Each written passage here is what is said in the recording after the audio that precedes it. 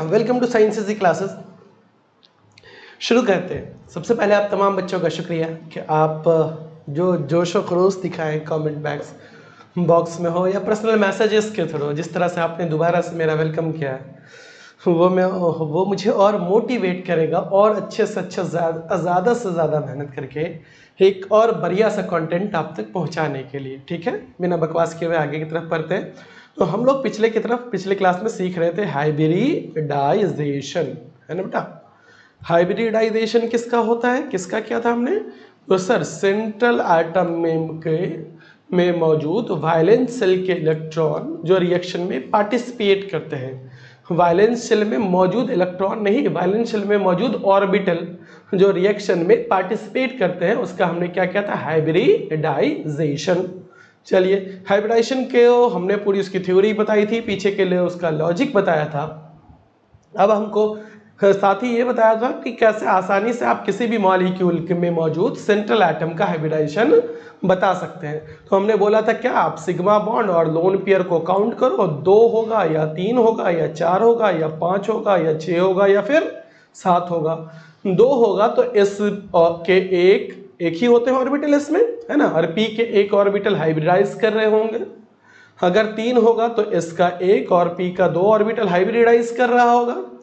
अगर 4 होगा तो एस का एक और पी का 3 ऑर्बिटल हाइब्रिडाइज कर रहा होगा। अगर 5 रहा होगा तो बच्चों एस का एक और पी का 3 ही होता है ना। पता है ना आपको, एस में 1 ऑर्बिटल सर, पी में 3 ऑर्बिटल सर, पता होगा आपको, डी में 5 ऑर्बिटल। तो एस का एक, पी का 3, टोटल कितने ऑर्बिटल हो गए? 4। तो डी का एक ऑर्बिटल हाइब्रिडाइज कर रहा होगा, टोटल कितने हो गए? 5। एस का एक, पी का 3 और डी का 2, कितने हो गए? 6। इसका एक, पी का 3 और डी के 3, इस तरह से करके हाइब्रिडाइजेशन कर रहा होगा। फिर से कीजिए, कैसे हाइब्रिडाइजेशन मालूम करेंगे? पिछले क्लास में हमने क्वेश्चन भी बनाया था कि आप देख लीजिए मॉलिक्यूल का सेंट्रल एटम निकालिए, सेंट्रल एटम फिर सेंट्रल एटम में क्या कीजिएगा, देखिए कि वो कितना बॉन्ड, वो सिग्मा बॉन्ड बना रहा है और कितने लोन पेयर बना रहे हैं। सर पाई बॉन्ड का क्या करेंगे? पाई बॉन्ड काउंट नहीं करेंगे। पिछले क्लास में हमने H2SO4 बना करके दिखाया था। क्या काउंट करेंगे? Sigma bond plus lone pair, इस दोनों को जब आप काउंट करेंगे तो जो नंबर आएगा उसके हिसाब से ये नंबर आपको बताएगा क्या। जैसे 3 हमने बताया तो 4 पे अंडरलाइन किया हमने, 4 बताया तो 4 के केस में इसका एक ऑर्बिटल और पी का 3 ऑर्बिटल हाइब्रिडाइज कर रहा होगा। जिन बच्चों को ये बात समझ में नहीं आ रही है, पीछे जा करके आपको 2 लेक्चर हो चुका है इस सीरीज का, वो लेक्चर देख लीजिए, है ना। चलिए, तो कुछ और मॉलिक्यूल के हाइब्रिडाइजेशन देखते हैं। तो देखिए, एक मॉलिक्यूल है H3PO3 बना लेते हैं। स्ट्रक्चर बनाने आता है, क्या तरीका बताया हमने? फास्फोरस है, डबल बॉन्ड ऑक्सीजन कर लेंगे हम।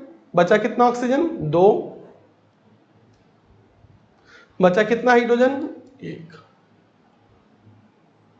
इसके साथ एक हाइड्रोजन और इसके साथ एक हाइड्रोजन, हो गया H3PO3, हो गया। चलिए, कितना हो गया हाइब्रिडाइजेशन? sp3। इसकी हाइब्रिडाइजेशन क्या होगी? sp3।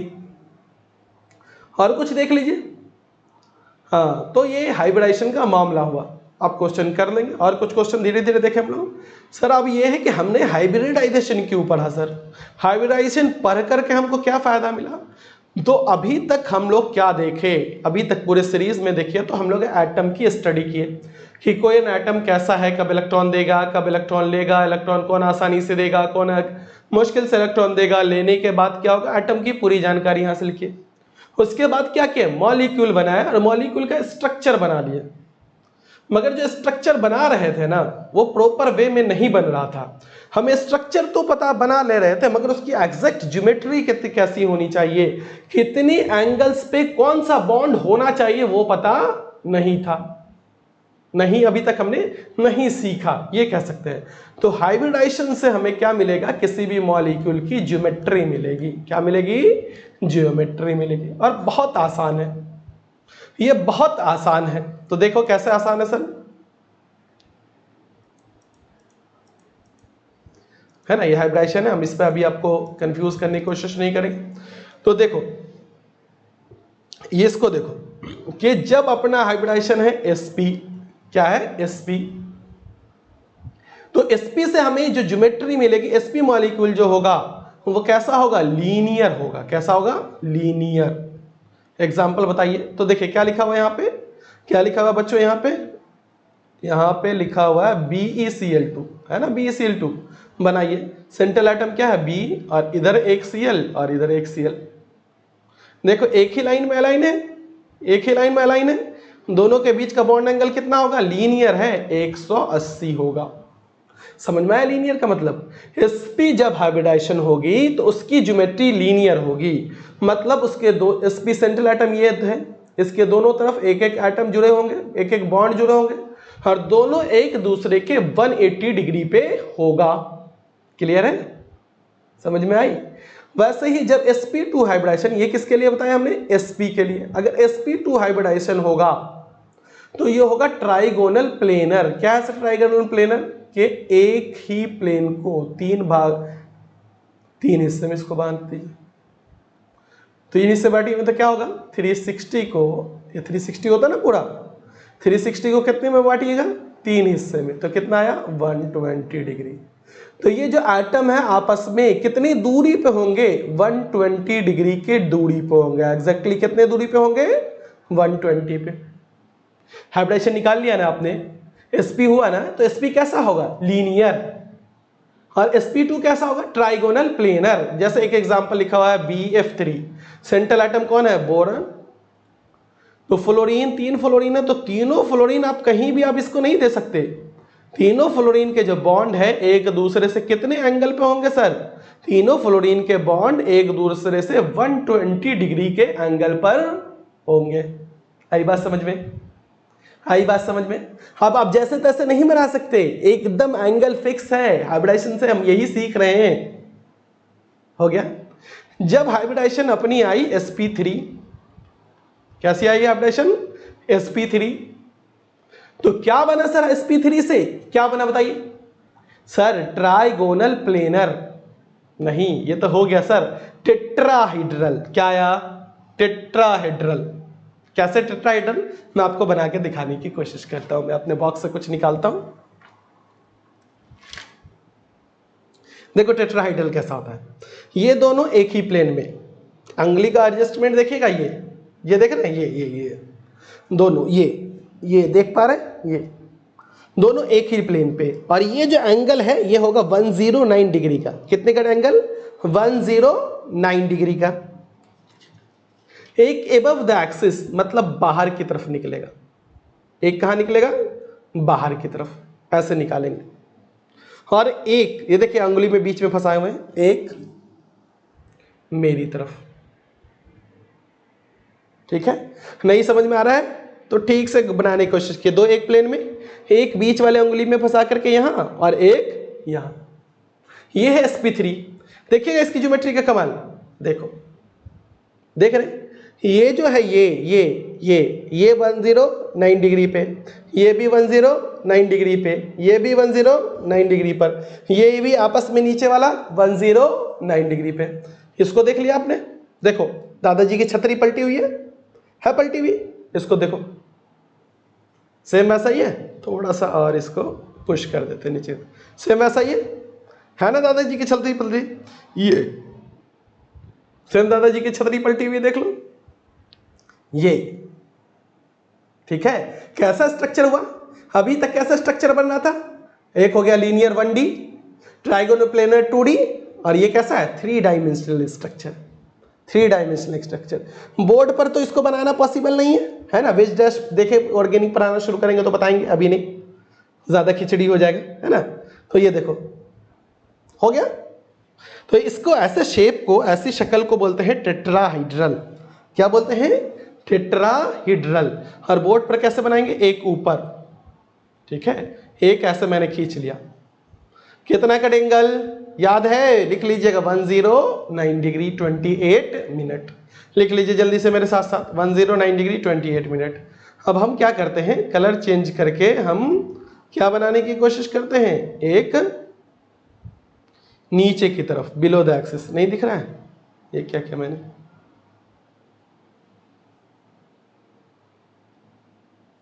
ऐसे दिखाते हैं, वेज डैश प्रोपगेशन कहते हैं। और एक जो बाहर ऊपर की तरफ निकल रहा था, ऐसे बना लेंगे, ऐसे।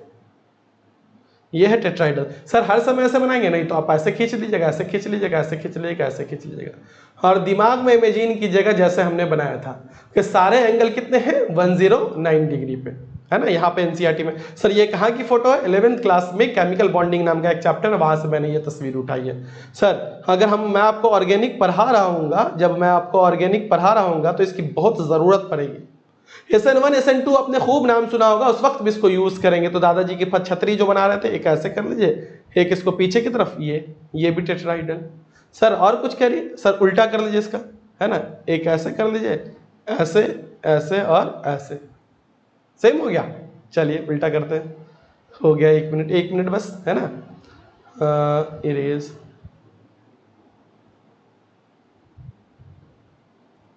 चलिए इसको क्या कीजिए, ऐसे कर लीजिए, 1 2 और 3, पलट गई बात। तो ये क्या हो गया, टेट्राहीड्रल, है ना। ये क्या है, sp3, ठीक है। ये क्या, ऑक्टाहीड्रल। ऑक्टाहीड्रल क्या है, sp3। अब टेट्राहीड्रल हो गया, 4 होगा तो sp3। अब उसके बाद क्या होगा बात भाई, टेट्राहीड्रल हो गया, sp3 बना करके दिखाइए, CH4। CH4 यहाँ पे तो मेरा शक्ल आ रहा होगा, मैं बता देता हूँ। यहाँ पे CH4, कार्बन कार्बन, एक हाइड्रोजन ऊपर, एक हाइड्रोजन यहाँ, एक हाइड्रोजन यहाँ, एक हाइड्रोजन यहाँ, CH4 टेट्राहीड, ठीक है। आप यहाँ से स्क्रीनशॉट ले लीजिएगा, बहुत अच्छा बना हुआ है। चलिए सर उसके बाद बात कर रहे हैं, और रटना जरूरी है सर, बहुत जरूरी है, इसका बहुत बार हम लोग यूज करेंगे। हाइब्रिडाइजेशन आपको आना ही चाहिए, VVI। एक तो डायरेक्ट क्वेश्चन रहेगा, ऊपर से पूरी इनऑर्गेनिक में ये रिपीट होगा, और ऑर्गेनिक का तो एक लाइन भी बिना हाइब्रिडाइजेशन के चलने वाला नहीं है, तो एकदम पढ़ जाइए। आज हाइब्रिडाइजेशन को एकदम रट जाइए सर, और क्वेश्चन बनाने की जरूरत है, देख लीजिएगा केमिकल बॉन्डिंग 11th क्लास में आपके जो चैप्टर है ना केमिकल बॉन्डिंग, उसमें ये आपको फोटो होगा, वहां से उतार लीजिएगा आप, है ना। तो ये उसके बाद क्या होगा, sp3 हो गया, उसके बाद क्या होगा, sp3d। ये बड़ा आसान, sp3 बड़ा आसान, कैसे बनाएंगे, तो ये हो गया ट्राइगोनल, है ना, एक प्लेन में ट्राइगोनल, अभी बनाया था ना, प्लेनर था, ट्राइगोनल प्लेनर। अब क्या किया हमने, यहां पर एक ऐसा बना दिया, ये बनाया, दिख रहा है पिरामिड की शक्ल का। अब इसको ऐसे इमेजिन कीजिए, ऐसे एक ऊपर ऊपर ऊपर, पिरामिड की शक्ल का हो गया। तो इसको बोलेंगे ट्राइगोनल पिरामिडल, ट्राइगोनल पिरामिडल। चलिए ठीक है, अभी एक और की जरूरत है, और एक नीचे चला जाएगा। एक ट्राइगोनल बनाएंगे, एक एटम ऊपर चला जाएगा और एक एटम नीचे चला जाएगा। पढ़ाते पढ़ाते मैं ये बता दूं कि ये तीनों एक एंगल होंगे, एक तरह के प्लेन वाले एक तरह के होंगे, और इसका बॉन्ड लेंथ सिमिलर होगा, और ये जो ऊपर नीचे वाला है ये थोड़ा बड़ा होगा, ठीक है। सर यहाँ पे तो फोटो है ही, मैं देख रहा हूं, थोड़ा सा आप खुद से बना दीजिए। तो देखिए कैसा बनेगा इसका शक्ल।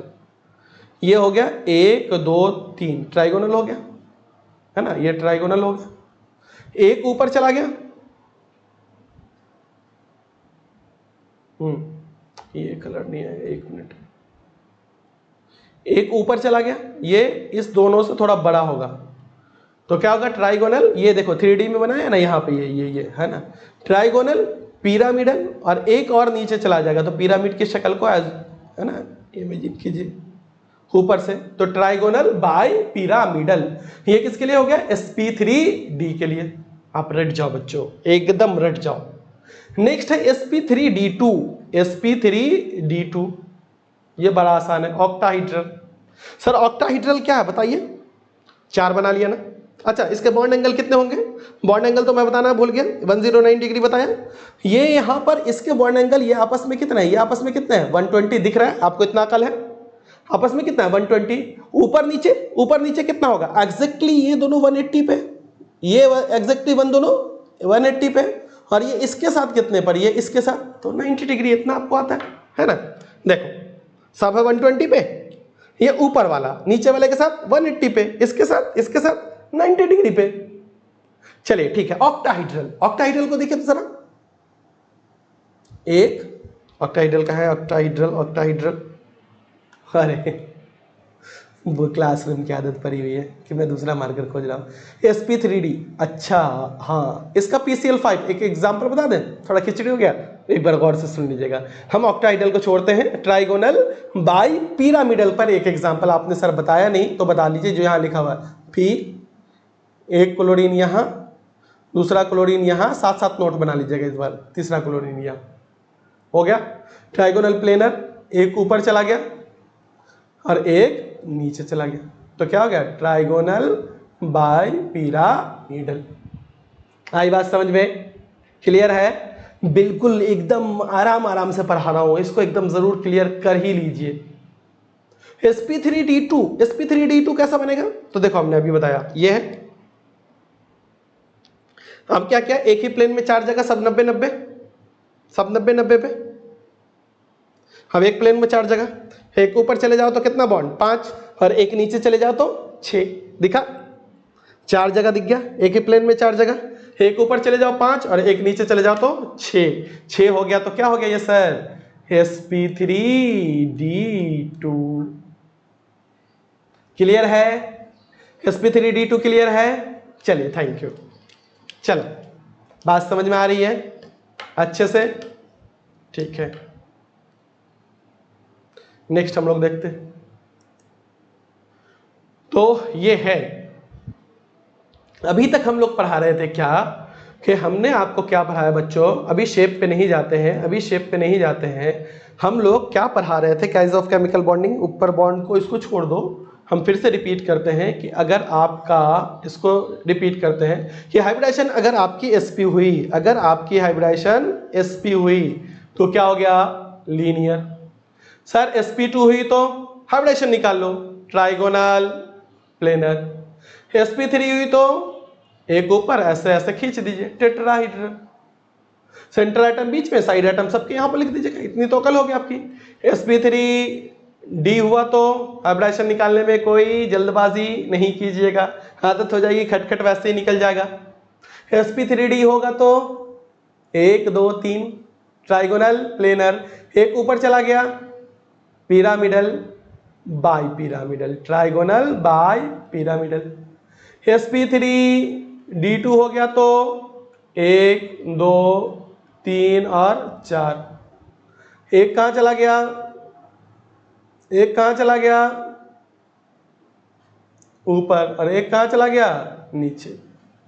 क्या बोलते हैं इसको, क्या बोलते हैं इसको, ऑक्टाहेड्रल। क्या बताते हैं इसको, octahedral. sp, sp2, sp3, sp3d और sp3d2। आई बात समझ में? क्लियर है? चलो, थैंक यू। यहां तक हमने पढ़ाया किसके बारे में, ज्योमेट्री के बारे में, ठीक है। अब सुनना, अब थोड़ी बात और सुन लेनी, ये आयनिक बॉन्ड को भी रहने देते हैं। अपने पास 3 स्ट्रक्चर है, एक स्ट्रक्चर है CH4, स्ट्रक्चर है NH3 और एक स्ट्रक्चर है, यहां पर नीचे बना देते हैं, H2। ध्यान से सुनना, CH4 बना, इसकी हाइब्रिडाइजेशन sp3 होगी, टेट्राहेड्रल ये होगा।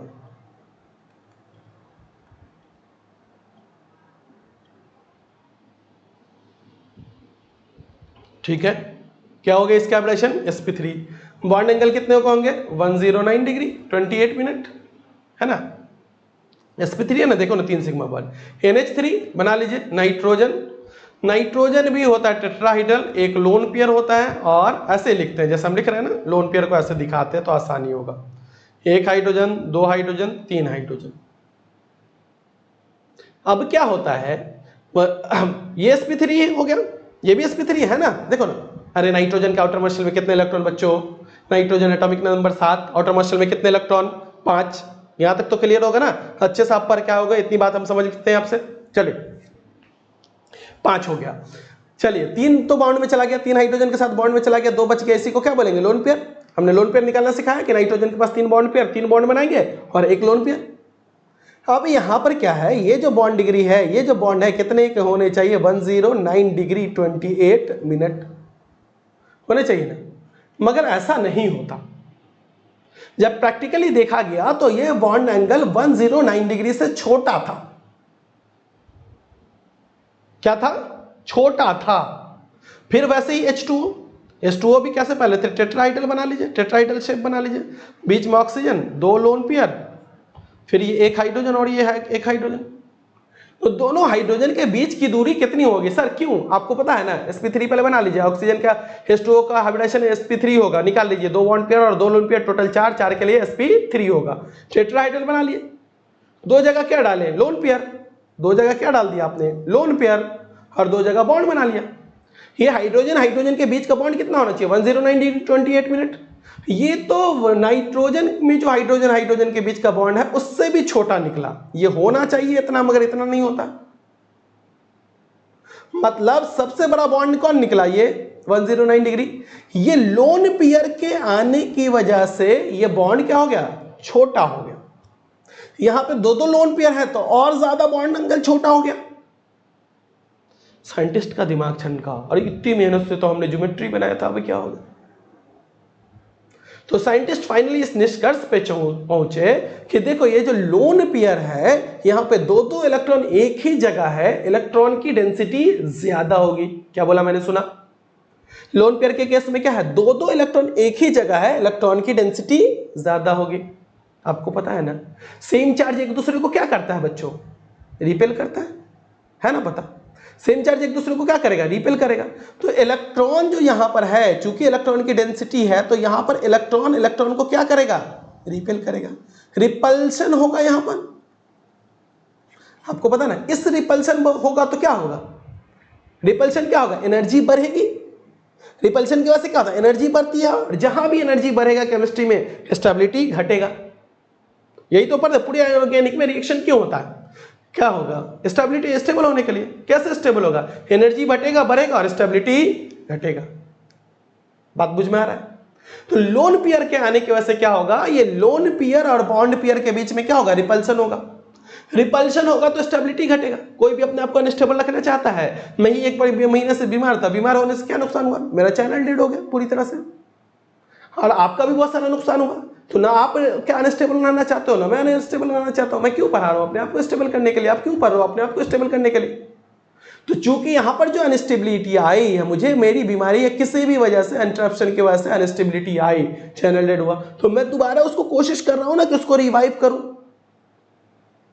तो ये भी चाहेगा ना कि लोन पेयर के आने की वजह से ये जो अनस्टेबिलिटी आई है, एनर्जी बढ़ी है, तो ये भी तो चाहेगा कि क्या करें, इसको किसी तरह से, इसके ऑब्स्टेकल को कम करे, अपनी एनर्जी को मिनिमाइज करे।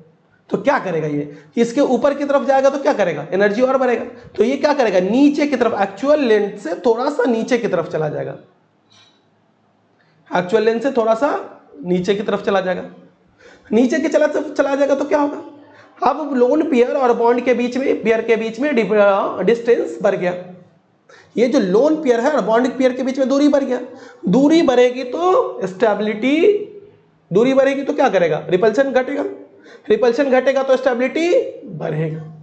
तो इसलिए अपने आप को स्टेबल करने के लिए, ये अपने आप से को स्टेबल करने के लिए बॉन्ड लेंथ छोटा कर देता है। क्या सर बहुत ज्यादा छोटा करेगा, नहीं, थोड़ा सा छोटा करता है। क्यों, क्योंकि फिर तो ये भी तो है, ये भी तो रिपेल करने लगेगा। फिर सर इसको रिपल्शन को कम ध्यान में रख रहा है, इसके रिपल्शन को ज्यादा ध्यान में रख रहा है। क्यों, मैंने अभी बताया ना कि लोन पेयर के बीच में चार्ज की डेंसिटी ज्यादा होगी। जब लोन पेयर के चार्ज का डेंसिटी ज्यादा होगा तो क्या करना चाहेगा, वो अपने आप को स्टेबल करना चाहेगा। बात समझ में आ रही है, आ रही चीज है। तो देखो यहां पर लोन पेयर के रिपल्शन को इसलिए यहां पर मिनिमाइज करने के लिए ये बॉन्ड लेंथ छोटा करता है। यहां पर 2 लोन पेयर है तो और ज्यादा रिपल्शन होगा और बॉन्ड लेंथ छोटा करेगा। इसी बतिया को समझाने के लिए एक थ्योरी आई, कौन सी, RLVP है। ये क्या कर दिया हमने, RLVP था, रिलेटिव लेवलिंग वेपर प्रेशर पढ़ा दिया हमने। कौन सी थी, VSEPRT, वायलेंस लिख लीजिएगा, shell, electron pair repulsion theory. कौन सी थ्योरी आई, VSEPRT, valence shell electron pair repulsion theory. आ गई। कौन सी थ्योरी आई? Valence shell electron pair repulsion theory आई। चलिए ठीक है, इसको भी आने देते हैं। और valence shell electron pair repulsion theory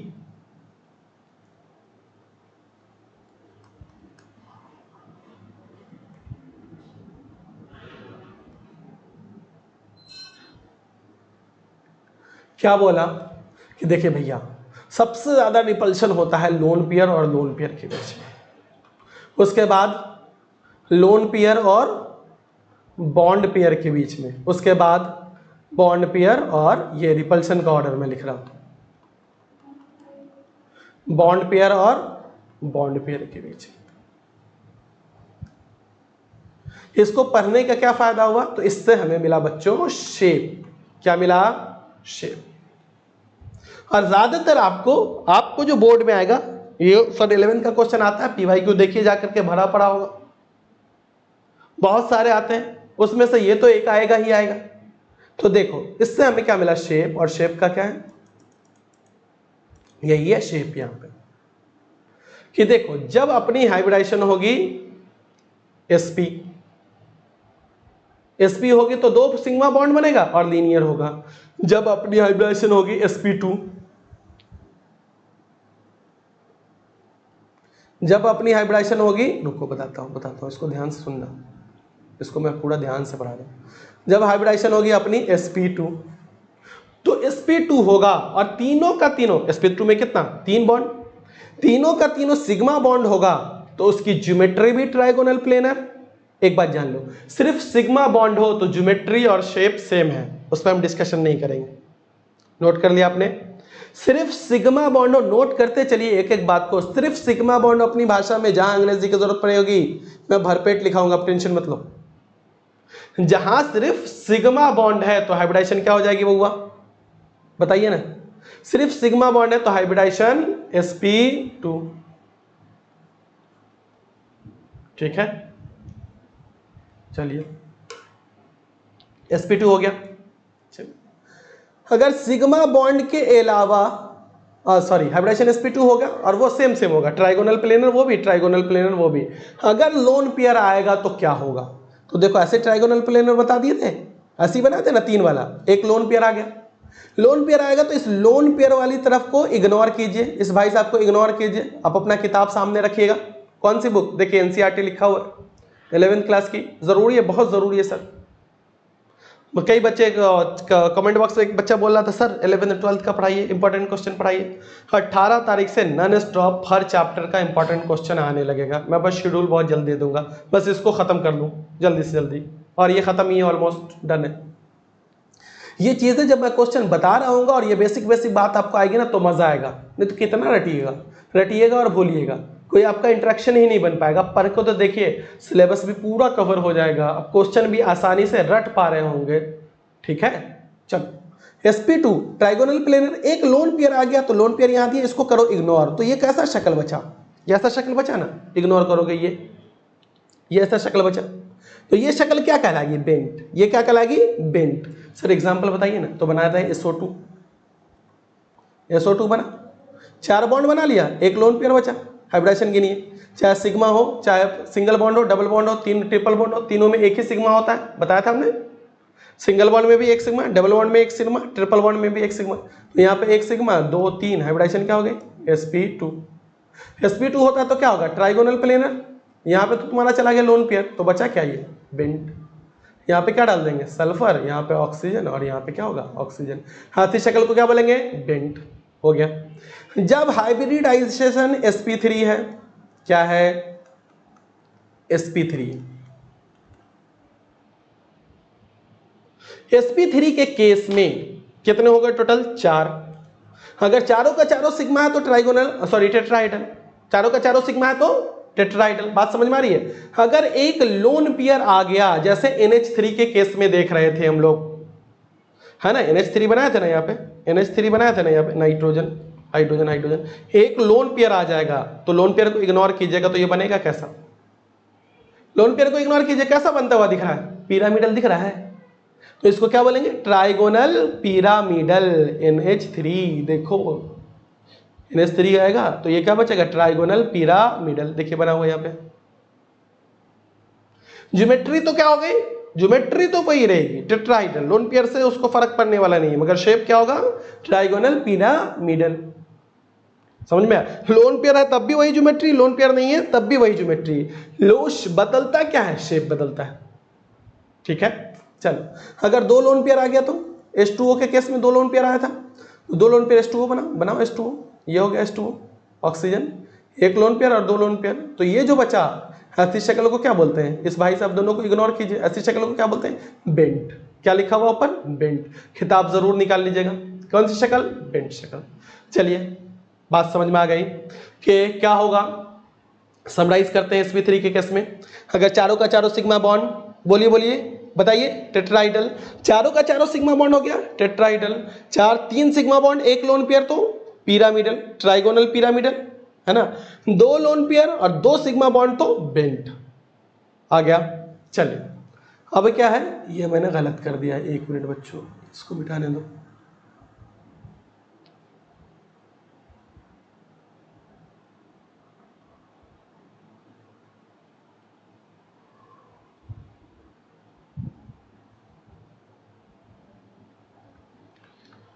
sp3d का केस, किसका केस, sp3d का केस। क्या है sp3d के केस में बच्चों, sp3d के केस में क्या है, देखिए sp3d में क्या होता है, sp3d में क्या होता है सर, sp3 में क्या होता है बताया ना आपने, ट्राइगोनल बाई पिरामिडल। अगर चारों को 6 का सॉरी 5 का 5 सिग्मा बॉन्ड हो तो क्या होगा बताया ना, सिग्मा बॉन्ड होगा तो ज्योमेट्री और शेप बराबर होगा। जैसे ही एक लोन पेयर आया, ज्योमेट्री तो वही होगी ट्राइगोनल पिरामिडल, मगर शेप क्या हो जाएगा, तो देखो हमने आपको पहले बताते हैं, ध्यान से सुनना। अरे कहाँ चला बन गया, हाँ 1 2 3, एक ऊपर और एक नीचे। अब ध्यान से मेरी सुनना, बात सुनना, एकदम आसान हो जाएगा आपके लिए। सर अगर लोन पेयर आया तो क्या होगा, जो सबसे अलग दिखता है, ये नहीं दिखा, चलिए दूसरा कुछ ले लेते हैं, जो सबसे अलग दिखता है ये, यहां पे लोन पेयर डाल दीजिए। इसको लोन पेयर वाले को करते हैं इग्नोर, जब शेप देख रहे हैं तो इसको इग्नोर करते हैं। तो ये क्या बचा, ये क्या बचा, ये क्या बचा सर, देखा, इसको थोड़ा सीधा कीजिए, सीधा कीजिए, इसे कुछ देखा कभी आपने, सीधा कीजिए, लकड़ी का कांटी, कांटी का घोड़ा, आया याद, आया, क्या बोलते हैं इसको, सीसॉ, क्या बोलते हैं, सीसॉ। तो जब एक लोन पेयर आएगा तो क्या बन जाएगा शेप, सीसॉ। अगर दो लोन पेयर आएगा तो, है ना, एग्जाम्पल लिखा हुआ है SF4 बना लीजिएगा, फिट कर दीजिएगा, यहाँ पे S लिखेगा, F और F। अगर दो लोन पेयर आएगा तो फिर से बना लेते हैं, ट्राइगोनल प्लेन 1 2 3 4। दो लोन पेयर आएगा तो इधर डालते हैं, इधर डालेंगे लोन पेयर, दो लोन पेयर कहाँ डालेंगे, इधर, एक यहां और एक यहां। बचा क्या ये, बचा क्या ये, टी शेप्ड, क्या बचा, टी शेप्ड। ठीक है, चलो क्या बचा, टी शेप। चलिए अब क्या हो गया, 5, किसके बारे में बात कर रहे हैं हम लोग, हाँ sp3d हो गया। अब क्या होगा, क्या हो गया यहां पे, दो लोन पेयर, दो लोन पेयर ले लिया हमने। अगर 3 लोन पेयर होगा तो, हालांकि यहां पे नहीं लिया गया है, अगर 3 लोन पेयर होगा तो देखो यहां भी डाल देंगे, यहां भी डाल देंगे और यहां भी डाल देंगे, तो लीनियर हो जाएगा। नहीं है सिलेबस में तो कोई दिक्कत नहीं है।